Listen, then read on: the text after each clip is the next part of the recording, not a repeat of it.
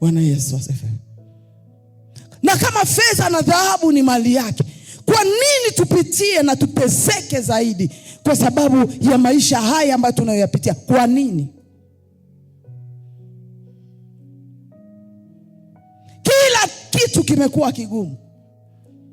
Hivi ninasema wenye haki wangu wataishi kwa imani.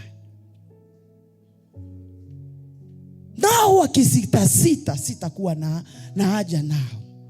Kwa hiyo imani ndani ya Kristo Yesu tunakuwa watawala. Usifurahie kiatu kuisha, asema ni mapenzi ya Mungu. Si mapenzi ya Mungu. Usifurahie kila siku wewe kununua chakula, hauna shamba. Sio mapenzi ya Mungu. Kwa maana ametuambia sisi tutatawala.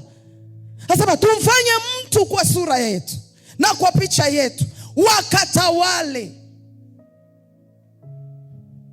Kwa hiyo mtu anapokuwa na sura na picha ya Mungu, anatawalaga mpendo. Acha watu kuona tu kumjua Mungu ni ushamba. Si ushamba. Kumjua Mungu ni kutawala.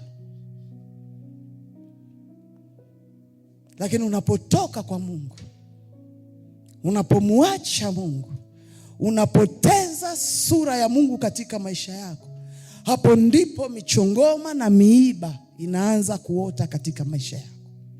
Utasema walikuroga, lakini umejiroga mwenyewe kutoka kwenye mikono ya Mungu. Utasema watu wanakukataa, lakini ni wewe mwenyewe umejikatalisha kwa sababu umekataa kukaa kwenye mikono ya Mungu. Umeamua kutafuta njia yako. Lakini Bwana anazungumza katika kitabu cha Yeremia, anasema yeye ni mfinyanzi.